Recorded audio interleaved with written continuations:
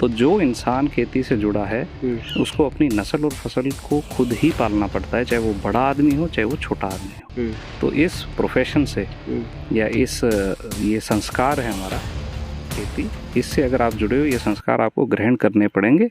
आपको अपनी फसल के साथ जुड़ के रहना पड़ेगा, अपनी नस्ल के साथ। नस्ल बिगड़ जाती है तो वैसे ही फसल भी बिगड़ जाती है।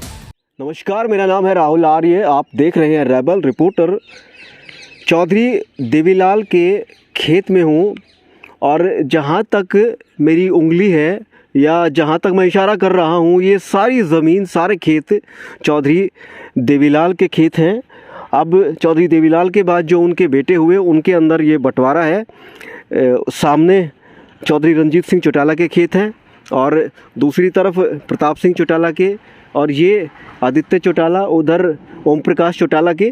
मतलब पूरा का पूरा जो ये रकबा है, पूरा का पूरा जो इलाका है, वो चौधरी देवीलाल के खेत है। ये उस चौधरी देवीलाल के परिवार का सारा, ये आप देख रहे हैं, ये फार्म है, उनके खेत है।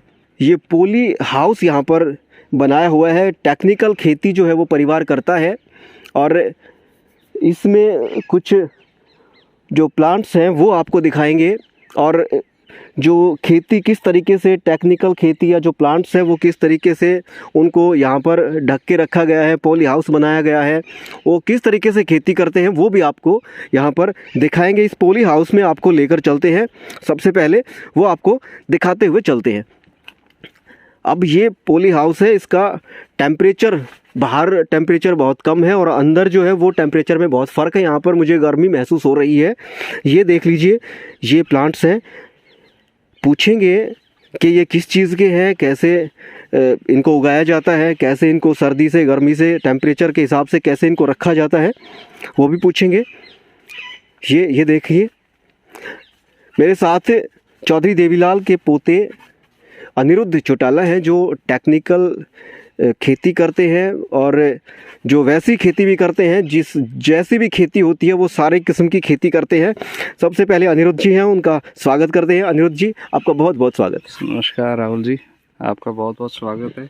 भाई साहब, चौधरी देवीलाल के खेत में हैं और पूरे हरियाणा, पूरे जो भारत है उसके लिए चौधरी देवीलाल का परिवार, उनकी खेती, उनके खेत एक दिलचस्प सी बात होती है। दिलचस्पी बढ़ती है उनके परिवार से मिलने में लोगों की। क्या है कि किसानी खेती है, पूर्वजों का काम है हमारा, तो इसमें तो कोई नई बात नहीं है। आप बड़े सिंपल तरीके से कह देते हैं। क्यों? खेत तो खेत है किसान का, चाहे वो जो बड़े लोग होते हैं उनके बारे में जानने की, उनसे जुड़ी हुई चीज़ें होती हैं, उनकी दिलचस्पी होती है। ऐसा ये एक बड़ी एक क्या कहते हैं, गुमराह करने की बात है कि लोगों को लगता है कि यार बड़ा आदमी है तो ये क्या खेती जानते होंगे या क्या खेती होगी।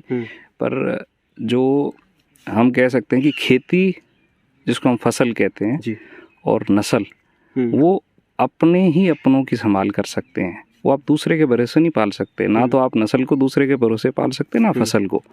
तो जो इंसान खेती से जुड़ा है उसको अपनी नस्ल और फसल को खुद ही पालना पड़ता है, चाहे वो बड़ा आदमी हो चाहे वो छोटा आदमी हो। तो इस प्रोफेशन से या ये संस्कार है हमारा खेती, इससे अगर आप जुड़े हो, ये संस्कार आपको ग्रहण करने पड़ेंगे।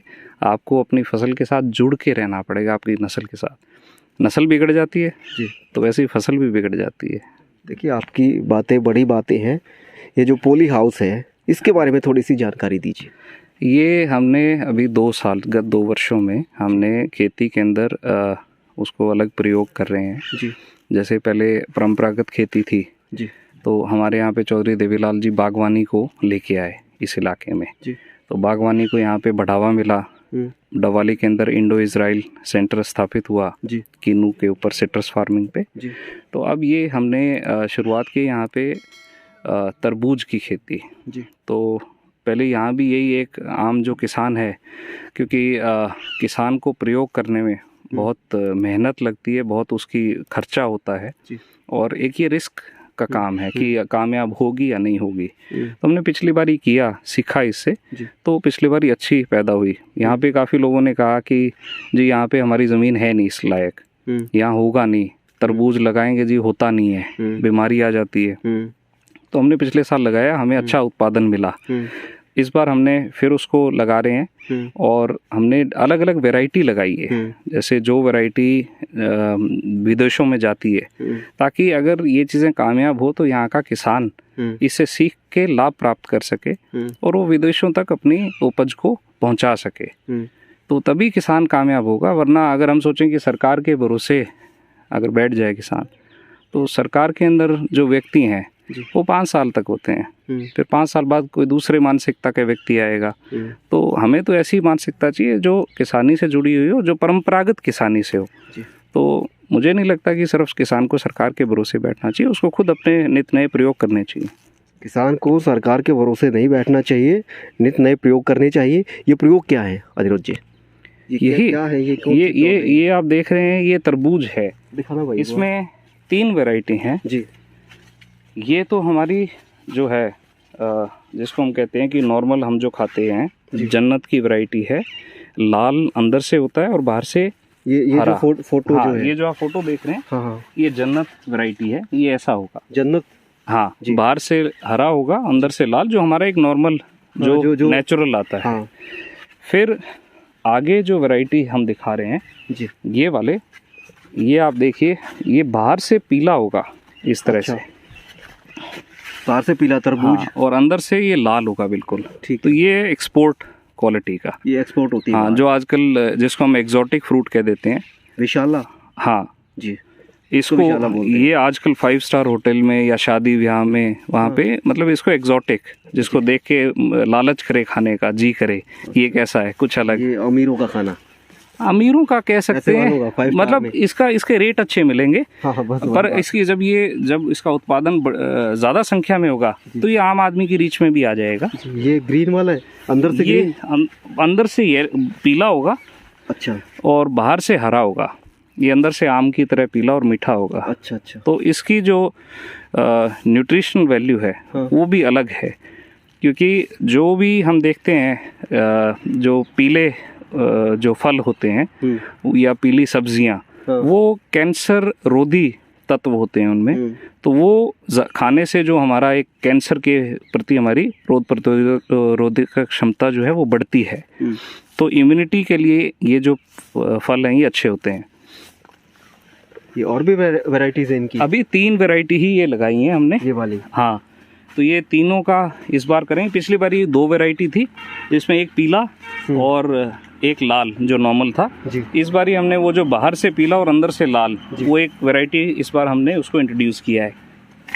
तो इनको इस तरीके से उसमें जो सर्दी का मौसम है उससे बचा के रखना पड़ता है। हाँ, क्या है, कई चीज़ें हमने खेती के अंदर ये है कि हम समय के ऊपर अगर फसल को लेके आए बाजार में तो उसका भाव मिलेगा। हाँ। अगर हम उसको मार्केट के टाइम लाएंगे तो कंपटीशन बढ़ जाता है। तो इसलिए इसकी जो पौध है वो हम सर्दी में इस तरह से ये जुगाड़ करके हमने, हाँ, सस्ता, वैसे हम लाएंगे तो ये बहुत महंगा पड़ जाता है। हाँ। और आप देखिए ये कागज़ मार्केट में मिलता है।